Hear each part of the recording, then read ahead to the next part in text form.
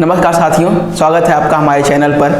आज हम फिजिक्स का चैप्टर प्रकाश का परावर्तन आपको पढ़ाने वाले हैं। हम आपको फिजिक्स का ये चैप्टर पढ़ाएं उससे पहले एक बात आपसे कहना चाहते हैं कि इस चैप्टर को या फिजिक्स को पढ़ाने के पीछे हमारा मोटिव ये है कि आपके जो बोर्ड एग्जाम आने वाले हैं हम आपका उसमें रिवीजन करा पाएँ और आपकी मदद कर पाएँ। हमारा मोटिव ये नहीं है कि हम आपको पूरा सिलेबस एक तरफ से कंप्लीट कराएं ऐसा या नोट्स बनवाएं, क्योंकि आपने अपना नोट्स कंप्लीट कर लिया होगा, अब आपके पेपर्स नज़दीक हैं, अब आप उसको क्या कर रिवाइज कर रहे होंगे। तो हमारा मोटिव ये है कि हम आपको रिवीजन कराएं और चीज़ों को बेहतर तरीके से समझाने में मदद करें, या जो चीज़ें आपने पीछे या अपने क्लास में नहीं पढ़ी हो उनको हम फिर से आपको रिवाइज करा दें, ताकि जो भी आपका थोड़ा बहुत छूटा है वो क्या हो जाए, आपका रिवाइज हो जाए। तो हम यहाँ पर उपस्थित हुए हैं आज पहला चैप्टर फिजिक्स प्रकाश का परावर्तन लेकर। ठीक है, तो प्रकाश का परावर्तन सबसे पहले हम समझते हैं प्रकाश का परावर्तन होता क्या है। क्लास 9th में आपने पढ़ा था क्या, समतल दर्पणों द्वारा परावर्तन। तो वहाँ पर आपने सुना होगा या परिभाषा जो आपको लिखाई गई होगी या जो आपने पढ़ा होगा अपनी बुक से, तो उसमें क्या लिखा था, उसमें लिखा था कि जब कोई प्रकाश से किरण किसी तल पर पड़ती है और वो क्या करती है, क्या करती है, वापस लौट जाती है। किस माध्यम में, उसी माध्यम में। जैसे ये कोई प्रकाश की किरण इस तल पर पड़ी, अब ये तल कैसी है, ये तल नीचे से क्या है, पॉलिश्ड है। ठीक है, ये कैसी तल होगी, ये आपकी पॉलिश्ड तल होगी। ये कोई तल है और नीचे से क्या है, इस पर लेप लगा हुआ है किसी चीज़ का। अब ये प्रकाश किरण जब इस तल पर गिरती है तो ये क्या करती है, टकरा कर पुनः वापस लौट जाती है। किस माध्यम में, उसी माध्यम में। ये नहीं कि इस माध्यम से आई और नीचे टकरा कर वापस चली गई, ऐसा नहीं होगा। ये क्या हो रहा है, टकराती है और क्या हो रही है, वापस चली जा रही है। तो ये क्या हो रहा है इसमें, इस घटना को हम क्या कहेंगे, परावर्तन। ठीक है, इस घटना को हम क्या कहेंगे, परावर्तन कहेंगे। इस घटना को हम क्या कहेंगे हम परावर्तन। ठीक है, देखिए क्या हो रहा है यहाँ पर,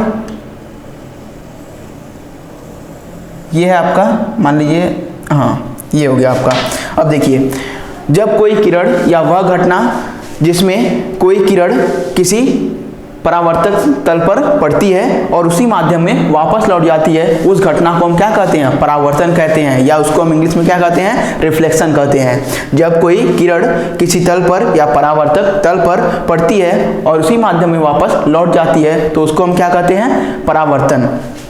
अब इसमें ये आपको कोड दिखाई दे रहा है, इसको हम कहते हैं I, और ये आपका कोड है, इसको हम कहते हैं R। ये I है और ये R है। इसका हम नाम लिख लेते हैं, इसका नाम है आपतित किरण। क्या है, आपतित किरण।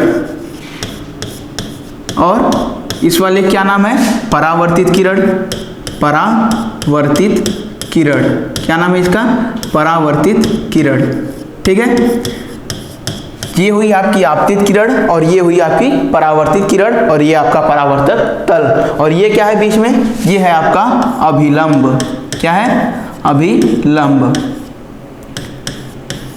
ठीक है, और ये क्या है आपका, ये जो सेंटर में है ये आपका है परावर्तन बिंदु। ठीक है, ये क्या है, परावर्तन बिंदु। अब देखिए, आपने नियम पढ़ा होगा, क्लास 9th में आपने नियम पढ़ा था। वो नियम क्या था, उसमें सबसे पहली चीज मेंशन की गई थी क्या, कि आपतन कोण का मान परावर्तन कोण के बराबर होता है। आपतन कोण का मान परावर्तन कोण के बराबर होता है। पहला नियम क्या था, ये था आपतन कोण इज इक्वल टू परावर्तन कोण। क्या होता है, आपतन कोण का मान क्या होता है, परावर्तन कोण के बराबर होता है। अब आपतन कोण क्या है, यहाँ पर I है और परावर्तन कोण क्या है, R है। I क्यों लिखते हैं इसको, ये आपने कभी सोचा, I क्यों लिखते हैं, I इसको लिखते हैं इसके इंग्लिश के टर्म के कारण। क्या है इंग्लिश का टर्म, आपतित किरण को क्या कहते हैं, रे ऑफ इंसिडेंट। क्या कहते हैं, रे ऑफ इंसिडेंट। और ये क्या है, रिफ्लेक्शन, रे ऑफ रिफ्लेक्शन। आपतित किरण और परावर्तित किरण, आपतन कोण और परावर्तन कोण। ठीक है, incident angle and reflect angle. ठीक है, या रिफ्लेक्शन एंगल। तो ये है आपकी आपतन कोण और ये क्या है, परावर्तन कोण। तो इसमें क्या होगा, पहला नियम था हमारा कि आपतन कोण का मान I जो है और उसका मान किसके बराबर होगा, परावर्तन कोण के बराबर। ये नियम था पहला। अब इसी में नियम नंबर 2 क्या था, नियम नंबर 2 के बारे में कहा गया था कि आपतित किरण, परावर्तित किरण तथा अभिलंब किस पर? आपतन बिंदु पर अभिलंब क्या होगा? तीनों एक ही तल में होंगे। आपतित किरण, परावर्तित किरण और आपतन बिंदु पर अभिलंब तीनों एक ही तल में होंगे। एक ही तल में होने से क्या तात्पर्य है? एक ही तल में, जैसे ये कोई प्रकाश की किरण यहाँ पर गिरती है तो वो क्या होती है? सामने ऐसे वापस हो जाती है, रिफ्लेक्ट हो जाती है, ठीक है। ये कोई प्रकाश की किरण गिरी और ये क्या हुई? सामने वापस हुई। ये नहीं कि ये अगर ऐसे गिरी है तो ये इस दिशा में वापस होगी, ऐसा नहीं होता है। ये तीनों का तल क्या होता है? एक ही होता है। ये आपका अभिलंब हुआ, ये आपकी आपतित किरण और ये आपकी परावर्तित किरण, ठीक है। ये तीनों क्या होंगे? एक ही तल में होंगे। ये था आपका दूसरा नियम, ठीक है। अब चलते हैं आगे। देखिए आगे हमारा क्या होगा? ये तो हमने नियम जाना। क्या नियम जाना? कि आपतन कोण का मान परावर्तन कोण के बराबर होता है और आपतित किरण, परावर्तित किरण तथा आपतन बिंदु पर अभिलंब तीनों किस में होंगे? एक ही तल में होंगे। ये नियम हमने कक्षा 9 में पढ़ा था। और कक्षा 9 में हमने एक चीज भी और भी पढ़ी थी। क्या पढ़ा था? वो था समतल दर्पण पर परावर्तन। क्या पढ़ा था? समतल दर्पण पर परावर्तन। मान लीजिए ये कोई समतल दर्पण है, अभी हमने जो पीछे देखा वो भी उसी का उदाहरण था।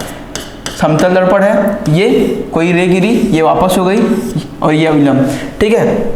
तो ये आपका समतल दर्पण परावर्तन आपने पिछली कक्षा में पढ़ लिया था, वो हमारा मैटर यहाँ पर नहीं है। हमारा मैटर क्या है? अब जो आने वाला है हमारे पास क्या? वो है गोली दर्पण। क्या है? गोली दर्पण पर परावर्तन। हमें क्या पढ़ना है? गोली दर्पण पर परावर्तन। समतल दर्पण हम पिछली कक्षा में पढ़ चुके हैं, अब ये हमारे पेपर में नहीं आने वाला है। तो हमारे पेपर में जो आएगा हमारे सिलेबस से उसको हम पढ़ते हैं। क्या है? गोली दर्पण पर परावर्तन, ठीक है। क्या पढ़ेंगे? गोली दर्पण पर परावर्तन, ठीक है। चलिए अब इसको समझते हैं। सबसे पहले समझते हैं गोली दर्पण क्या होता है। गोलीय दर्पण, अब नाम में इसके क्या है? गोल, यानी जाहिर सी बात है कैसा होने वाला है? ये गोल होने वाला है कहीं ना कहीं। तो सबसे पहले ले लेते हैं गोली दर्पण हमें बनाना है। मान लीजिए अब ये गोला ले लिया हमने, ठीक है। अब ये गोला है, अब हमने इसकी इस सतह को क्या कर दिया? पॉलिश कर दिया। मान लीजिए ये इसकी बाहरी सतह है, इसको पॉलिश कर दिया, ठीक है। अब एक चीज़ और समझते हैं, एक और गोला ले लेते हैं। क्या ले लेते हैं? एक और गोला ले लेते हैं। मान लीजिए एक गोला हमारा ये रहा। अब इसकी हम आंतरिक सतह को पॉलिश कर देते हैं। इसकी हम क्या कर रहे हैं? आंतरिक सतह को पॉलिश कर दे रहे हैं। देखिए दो तरह की सतहें मिली। एक गोले पर हमने क्या किया? बाहरी सतह को पॉलिश कर दिया। एक गोले पर हमने आंतरिक सतह को पॉलिश कर दिया। अब इसके बारे में समझते हैं थोड़ा। ये गोला है तो कहीं ना कहीं इसमें सबसे पहली चीज़ क्या? सेंटर होगा, केंद्र होगा। केंद्र ले लेते हैं। ये माना इसका केंद्र हो गया। ये माना इसका क्या हो गया? इसमें भी एक केंद्र हो गया। ये गोला है, इसका केंद्र होगा। अब केंद्र है तो ये जो इसका परिधि है, परिधि से इसकी दूरी होगी जरूर होगी। ये केंद्र है, ये परिधि से दूरी हो गई। ये केंद्र है और ये क्या हो गया? परिधि से दूरी हो गई। केंद्र की परिधि से दूरी को क्या कहते हैं? केंद्र की परिधि से दूरी को त्रिज्या कहते हैं, ठीक है। तो आप समझते हैं ये हो गया त्रिज्या, ये क्या हो गया? त्रिज्या हो गया, या इसको हम आर से डिनोट कर देते हैं, रेडियस, ठीक है। क्या हो गया आपका? त्रिज्या। ये हो गया आपका आर यानी त्रिज्या। अब देखिए केंद्र हो गया, सेंटर हो गया, रेडियस हो गया, इतनी चीज़ें पता चली। अब देखिए अब जितना भाग हमने पेंट किया है उसका एक मिड पॉइंट ले लेते हैं। मान लीजिए मिड पॉइंट इसका कहाँ आ गया? यहाँ आया। इसको हम लिख देते हैं पी। मिड पॉइंट को क्या लिख दिया हमने? पी। यहाँ कोई मिड पॉइंट है, इसको हमने पी लिख दिया। पी यानी क्या हुआ? पोल। पोल यानी ध्रुव, ठीक है। तो उसको हम किस से डिनोट कर रहे हैं? पी से। अब देखिए हमने गोली दर्पणों की बात की, कहीं ना कहीं हमने किसकी बात की? गोली दर्पणों की। तो ये जो गोला है, अब मान लीजिए इसको हमने इतना भाग काट के निकाल दिया, इसका इतना भाग काट के निकाल दिया, इसका भी इतना भाग क्या किया? काट के निकाल दिया, इसका इतना भाग काट के निकाल दिया। अब समझते हैं, अब इसका इतना भाग निकालने पर क्या मिला? कहीं ना कहीं ऐसा एक तल मिला। इसकी बाहरी भाग क्या थी? हमारी पॉलिश थी। चलिए पॉलिश कर लेते हैं इसको। अब ये थी, एक भाग ये था, एक भाग ये रहा। चलिए अब इसकी आंतरिक सतह को हम पॉलिश कर लेते हैं, ठीक है। इसकी हम आंतरिक सतह को पॉलिश कर लेते हैं। ठीक है, दो तरह का है, एक की बाहरी भाग पॉलिश है, एक की आंतरिक भाग पॉलिश है। ठीक है, अब देखिए इसमें आपको सबसे मिड पॉइंट हमने क्या लिया था, P लिया था। इसमें इसका भी हमने मिड पॉइंट क्या ले लिया, या मध्य बिंदु क्या ले लिया, P ले लिया। ठीक है, अब देखिए ये कहीं ना कहीं अब हम इसको किस में कन्वर्ट कर रहे हैं, दर्पण में कन्वर्ट कर रहे हैं। और इतनी चीज़ें हम कर क्यों रहे हैं, ये समझना चाह रहे हैं कि क्या ये जो सेंटर आपका जो हम कहते हैं केंद्र है, ये ध्रुव है, ये फोकल है या फोकस है, इन सब चीज़ों को हम कैसे समझते हैं, तो यही होता है। अब देखिए ये ध्रुव हो गया, अब ध्रुव से लेके ध्रुव और ये जो गोला है, ठीक है, ये जो गोला है इसका जो केंद्र है ध्रुव से लेके केंद्र, यानी ये समस्त गोला जो है, गोले का केंद्र क्या कहलाएगा, यहाँ पर ये कहलाएगा दर्पण का केंद्र। क्या कहलाएगा, दर्पण का केंद्र। जो समस्त गोले का केंद्र था वही क्या कहलाएगा, इस दर्पण का केंद्र कहलाएगा। चलिए ये हमारा दर्पण है, ये हमारा ओ मान लेते हैं, इसको सी मान लेते हैं, सेंटर लिख देते हैं। ठीक है, ये क्या हुआ, हमारा सेंटर हो गया, यानी जो समस्त गोले का केंद्र है वही हमारा क्या हुआ, दर्पण का केंद्र हुआ। अब ऐसा क्यों, क्योंकि हमारा दर्पण भी किससे बना है, गोले से ही बना है। जब हमारा दर्पण गोले से बना है तो उसका केंद्र ही क्या होगा, इसका भी केंद्र होगा। अब उसकी रेडियस भी क्या होगी, इसकी रेडियस होगी, यानी इस गोले की त्रिज्या क्या होगी, इसकी क्या हो जाएगी, ये वक्रता त्रिज्या। इसकी जो त्रिज्या है, ये जो r है, इसका जो r है, ये क्या हो जाएगा हमारा r बराबर, इसको लिख देते हैं हम वक्रता त्रिज्या। क्या लिख देते हैं, वक्रता त्रिज्या।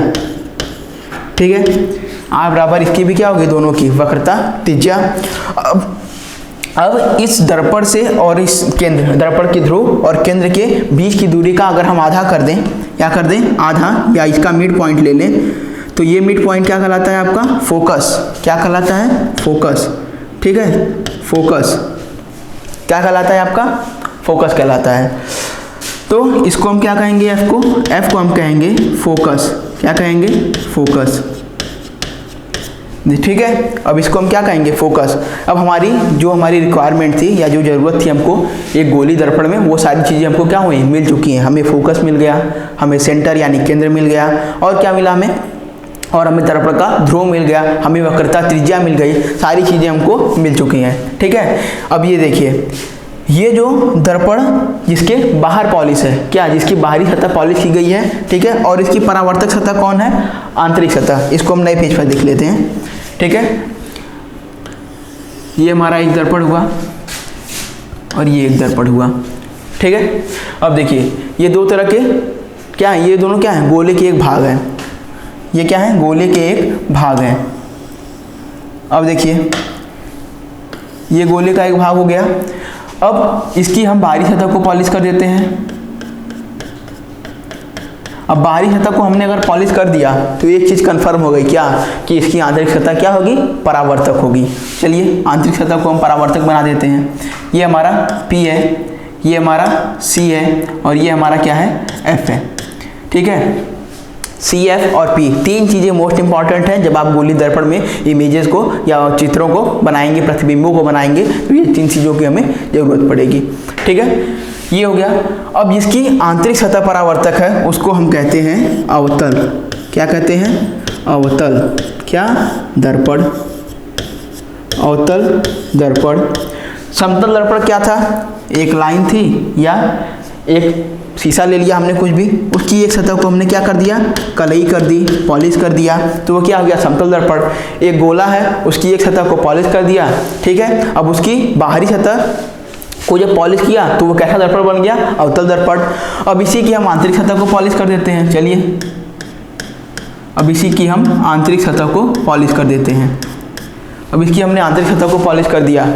ठीक है, अब यानी परावर्तन किससे होगा, परावर्तन जिस सतह पर पॉलिशिंग की गई है उस पर से तो होगा नहीं, जाहिर सी बात है उसकी अपोजिट वाली सतह से होगा। चलिए बना लेते हैं। ये हुआ आपका क्या, दर्पण का ध्रुव। ये हमारा क्या हो गया, C हो गया, और ये क्या हो गया, F हो गया। अब इसकी बाहरी सतह परावर्तक है, यानी इसको क्या कहेंगे, उत्तल दर्पण। क्या कहेंगे, उत्तल दर्पण। ठीक है, अवतल दर्पण को क्या कहते हैं, कॉनकेव, कॉनकेव। और उत्तल दर्पण को क्या कहते हैं, कन्वेक्स, कन्वेक्स मिरर। दर्पण यानी मिरर। और ये आपका क्या हो गया, मिरर। ये क्या हो गया आपका, मिरर। ठीक है, अब इतनी चीज़ें हो गई। अब देखिए जानना क्या था हमें, हमने सारी चीज़ जान ली। जब परावर्तक सतह आंतरिक होगी तो उसको क्या कहेंगे, अवतल दर्पण। या ये जैसे हमारा हाथ है, इसकी आंतरिक सतह अगर परावर्तक है या इससे हमारा क्या हो रहा है, परावर्तन हो रहा है, तो इसको हम क्या कहेंगे, अवतल दर्पण। अब यही हाथ की सतह हमारी फिर है, लेकिन अब क्या होगा, बाहरी सतह से परावर्तन होगा, आंतरिक सतह से परावर्तन नहीं होगा। आंतरिक सतह पर क्या होगा, पॉलिशिंग की गई होगी। तो यानी क्या हुआ, बाहरी सतह जब परावर्तक होगी तो उत्तल दर्पण, आंतरिक सतह जब परावर्तक होगी तो अवतल दर्पण। अवतल को कहते हैं कॉनकेव। ये इंग्लिश टर्म क्या है, इसको समझते रहिएगा, पेपर में तो आपसे नहीं पूछा जाएगा, लेकिन फिर भी आगे क्लासों के लिए जब आप बीएससी वगैरह करेंगे तो आपको ये चीज़ काम आएगी। ठीक है, तो ये आप क्या है, ये आंतरिक देख रहे हैं, ये अंदर क्या है, मुड़ा हुआ है, अंदर गुफा की तरह लग रहा है, तो ये कॉनकेव हो गया। और ये क्या है, इसकी बाहरी सतह परावर्तक है, ये उभरा हुआ, यानी क्या होगा, कन्वेक्स हो गया। अब चलते हैं आगे। अब आगे समझते हैं क्या आगे, अब कैसे हम चित्रों को या प्रतिबिंब बनाएंगे ये हम समझते हैं। ठीक है, प्रतिबिंब कैसे बनेगा हमारा, तो दो तरह के दर्पण ले लेते हैं। पहले क्या क्या नियम होंगे ये समझेंगे पहले। चलिए, एक दर्पण ये भी हो गया। ठीक है, अब देखिए ये हमारा बाहरी सतह को हम इसे पॉलिश कर देते हैं, तो ये हमारा कैसा दर्पण हो गया, अवतल दर्पण। क्या हो गया, अवतल दर्पण। और ये इसकी आंतरिक सतह को पॉलिश कर देते हैं, तो ये हमारा क्या हो गया, ये हो गया हमारा उत्तल दर्पण। क्या हो गया, उत्तल दर्पण। ठीक है, अवतल दर्पण, उत्तल दर्पण, दो चीज़ हमने ले ली। अब इन पर हम क्या करेंगे, धीरे धीरे प्रतिबिंबों को बनाना सीखेंगे। ये दर्पण का ध्रुव P, यानी इसका मिड पॉइंट क्या है, मध्य बिंदु क्या है, दर्पण का ध्रुव है। ये क्या है, C है, सेंटर है, यानी पूरे इसका जो गोला था जिससे ये काट के क्या बनाए, दर्पण बना है, उसके केंद्र को हम क्या कहेंगे, गोली दर्पण का केंद्र कहेंगे। अब इन दोनों के मध्य बिंदु को हम क्या कहेंगे, फोकस कहेंगे। ठीक है, ये तीन चीज़ें। अब जस्ट चीज़ इसमें भी होगी, इसमें भी क्या होगी, वही चीज़ें होंगी। इसमें भी क्या होगी, वही चीज़ें होंगी। चलिए, हो गया हमारा। अब क्या हो रहा है, ये हमारा दर्पण का ध्रुव, इसका मध्य बिंदु, और ये क्या है, C प्रकाशिक केंद्र, और ये क्या है, F इसका फोकस। अब देखिए सबसे पहली चीज़, अगर हम ये एक चीज़ और भूल गए, ये देखिए ये आपका क्या है, ये जो बीच में बना हुआ है इसको हम कहते हैं मुख्य अक्ष। ठीक है, इसको हम क्या कहेंगे, मुख्य अक्ष। ये जो सेंटर से लेके पोल तक यानी ध्रुव तक ये पूरी जो लाइन बनी हुई है इसको हम क्या कहते हैं, मुख्य अक्ष। मुख्य अक्ष क्या कहेंगे, मुख्य अक्ष। ठीक है, अब देखिए जब मुख्य अक्ष के समांतर हम कोई प्रकाश किरण गुजारते हैं, जब मुख्य अक्ष के समांतर हम कोई प्रकाश किरण क्या करते हैं, गुजारते हैं, तो क्या होगा, ये प्रकाश किरण फोकस से होकर जाएगी। कहाँ से होकर जाएगी प्रकाश किरण, ये होगी आपकी फोकस से होकर जाएगी। ठीक है, ये क्या करेगी, फोकस से होकर जाएगी। जब हम कोई प्रकाश किरण इसके समांतर यानी मुख्य अक्ष के समांतर गुजारते हैं, क्या करते हैं, मुख्य अक्ष के समांतर गुजारते हैं, तो वो किससे होकर जाती है, ये होकर जाती है आपकी फोकस से।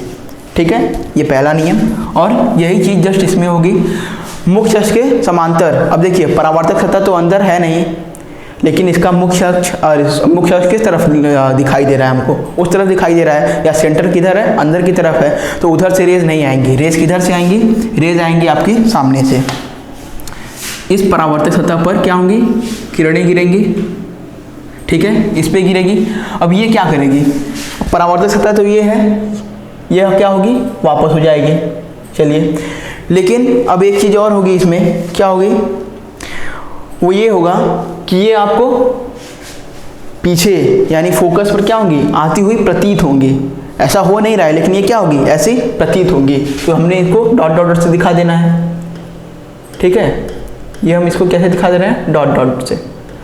क्या हो रहा है, ये हमें फोकस पे आती हुई प्रतीत हो रही हैं। ठीक है, ये हमें क्या हो रहा है, फोकस पर आती हुई प्रतीत हो रही हैं। अब देखिए इसमें भी यही चीज़, ये क्या हुई, गई, और इधर से क्या हुई, वापस हो गई।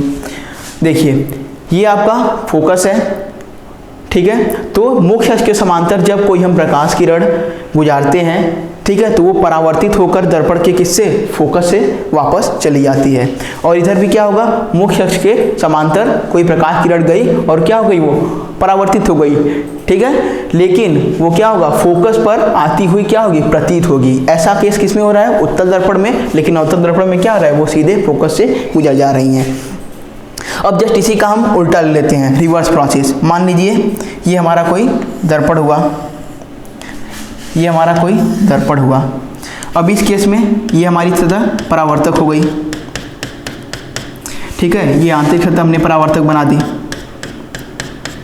अब देखिए ये हमारा दर्पण का मुख ध्रुव, ठीक है, इधर से हम ले चलते हैं, क्या, मुख्य अक्ष हम बना दिया हमने इधर, ये हमारा मुख्य अक्ष हो गया, इधर भी हम मुख्य अक्ष को ड्रॉ कर दे रहे हैं, ठीक है। अब देखिए ये हमारा दर्पण का ध्रुव हो गया, ये C हो गया प्रकाशिक केंद्र, और ये F हो गया फोकस, ये F हो गया फोकस, ये हो गया प्रकाशिक केंद्र, और रह गया P यानी ध्रुव। अब देखिए यहाँ पर होगा क्या, यहाँ पर अब हमने क्या करना है, इसका जस्ट उल्टा लेना है। इसमें क्या होगा, जब हम कोई प्रकाश किरण क्या करते हैं, फोकस कर लेकर जाते हैं, हमने क्या किया, कोई प्रकाश किरण क्या किया, फोकस से लेकर गए, फोकस से लेकर हम कोई प्रकाश किरण जा रहे हैं, ठीक है, हम फोकस से लेकर कोई प्रकाश किरण गए। अब क्या होगा, जस्ट इसका उल्टा हो जाएगा। पहले हम क्या करते थे, मुख्य अक्ष के समांतर ले जाते थे, तो वो क्या करती थी, फोकस से होती हुई जा रही है। अब ये क्या करेगी, फोकस से लेकर गए तो क्या होगी, यहाँ से वापस आएगी, किसके समांतर, मुख्य अक्ष के समानांतर। चलिए ये भी सही हुआ, ठीक है। अब जस्ट यही चीज़ इसमें भी हो जाएगी। हमने क्या किया, कोई प्रकाश किरण सीधे फोकस की तरफ ले गए, अब ये जाएगी नहीं, लेकिन क्या होगा, प्रतीत होगी जाती हुई। चलिए ले जा रहे हैं हम, फोकस की तरफ ले जा रहे हैं। अब क्या होगी, ये मुख्य अक्ष के समानांतर वापस चली आएगी उसी माध्यम में। अब देखिए ये हुआ। अब लेकिन क्या होगा, यहाँ पर हमें प्रतीत होगा फोकस से जाती हुई, ठीक है। तो ये दोनों नियम क्या थे, एक पहली बार हमने समानांतर अक्ष से गुजारा, फोकस से गई, दूसरी बार हमने फोकस से गुजार दिया, अब ये किससे जाएगी, समानांतर अक्ष के, मुख्य अक्ष के समानांतर। अब अगला टर्म चलते हैं। अब देखिए अगला क्या होने वाला है, अगला हम करेंगे फिर से वही काम, दर्पण बन गया, हमने दर्पण बना लिया, ये कैसा दर्पण है, अवतल दर्पण, और ये कैसा दर्पण होगा हमारा, ये होगा उत्तल दर्पण, ये होगा उत्तल दर्पण, ये हो गया हमारा अवतल दर्पण, और ये हमारा हो गया उत्तल दर्पण, ठीक है। अब फिर से इसमें वही काम हमें करना है।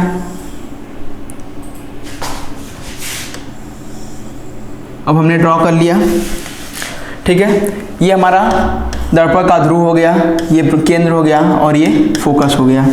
ये क्या हो गया, C केंद्र, F फोकस, दर्पण का ध्रुव P। अब हम क्या करते हैं, एक किरण को गुजारते हैं, कहाँ से, इसके प्रकाशिक केंद्र से, ठीक है, इसके प्रकाशिक केंद्र से हम एक किरण को गुजारते हैं। अब मान लीजिए ये आपकी किरण आई,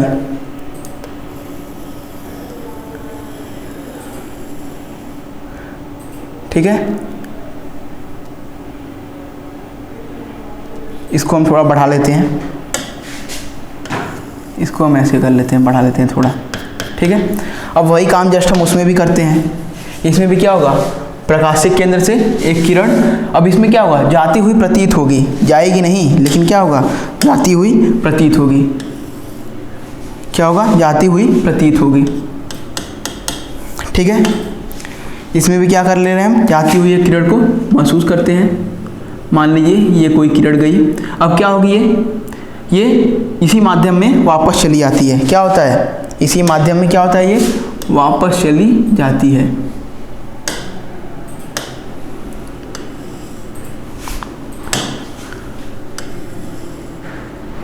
अब देखिए यहाँ पर क्या होगा, जब कोई प्रकाश किरण गोली दर्पण के केंद्र से जाती है तो वो क्या करती है, उसी माध्यम में वापस लौट जाती है। जब कोई प्रकाश किरण अब यहाँ पर जा तो नहीं रही है, लेकिन हम इसको जाती हुई दिखाएंगे, ये आई और ये क्या हुई, उसी रास्ते से वापस चली गई। अब ऐसा क्यों होता है, ये किरण दर्पण के प्रकाश केंद्र से आई और उसी रास्ते से वापस चली गई, लेकिन फोकस से आई तो वापस तो नहीं गई, फोकस से आई तो वापस नहीं गई, क्या हुआ, परावर्तन होके क्या हुई, वापस चली गई। लेकिन अब यही किरण अगर प्रकाशिक केंद्र से जा रही है तो क्या हो रही है, वापस चली जा रही है। अब देखिए ऐसा क्यों होता है, ऐसा इसलिए होता है क्योंकि हमने पढ़ा है जब कोई गोला है उसका सेंटर ये मान लीजिए हो गया, उस पर जब हम कोई स्पर्श रेखा खींचते हैं तो जब हम सेंटर से स्पर्श रेखा पर क्या करते हैं, दोनों बिंदुओं को मिलाते हैं, यहाँ पर क्या हो रहा है, स्पर्श हो रहा है, मान लीजिए यहाँ कहीं स्पर्श हो रहा है, तो ये क्या होता है, ये 90 डिग्री होता है। कितना होता है, 90 डिग्री होता है। तो हमने क्या पढ़ा था, एंगल ऑफ इंसिडेंस यानी आपतन कोण बराबर एंगल ऑफ रिफ्लेक्शन यानी परावर्तन कोण, ये दोनों क्या होते हैं, आपस में बराबर होते हैं। अब ये गिरा, कोण कितना हुआ आपतन का, 90, तो जाहिर सी बात है रिफ्लेक्शन का कोण कितना होगा, 90 डिग्री ही होगा। कितना होगा, 90 डिग्री ही होगा। यानी किरण क्या होगी, इधर से आई उधर रास्ते वापस, यहाँ से गिरी सेंटर से, अब ये क्या है, ये गोला है और इसी गोले का ये सेंटर है। अब यहाँ पर हमने एक स्पर्श रेखा लगा दी तो क्या हो जाएगा, ये कोण 90 डिग्री का हो जाएगा। यानी angle of incidence equal to angle of reflection, आपतन कोण बराबर परावर्तन कोण, ये भी 90 वो भी 90, रास्ते जिस तरह से आई रेखा किरण उधर से क्या हो गई, वापस हो गई। ठीक है, क्या हुआ, जिधर से किरण आई उधर से क्या हो गई, वापस हो गई। तो चीज ये आप जानते रहें, जब कोई किरण क्या होगी, मुख्य अक्ष के समानांतर जाए, ठीक है, तो वो किससे होकर जाएगी, फोकस से होकर जाएगी। ठीक है, जब कोई किरण फोकस से होकर जाए तो वो किसके समानांतर होगी, मुख्य अक्ष के समानांतर ही होगी। ये आप याद रखिए। और एक चीज, इसकी परिभाषा अगर हम हमसे पूछी जाए फोकस की परिभाषा तो क्या होगी, फोकस की परिभाषा, जब कोई प्रकाश किरण को हम दर्पण के समानांतर, मुख्य अक्ष के समानांतर गुजारते हैं तो वह जिस बिंदु से होकर जाती है उसको हम क्या करते हैं, फोकस करते हैं।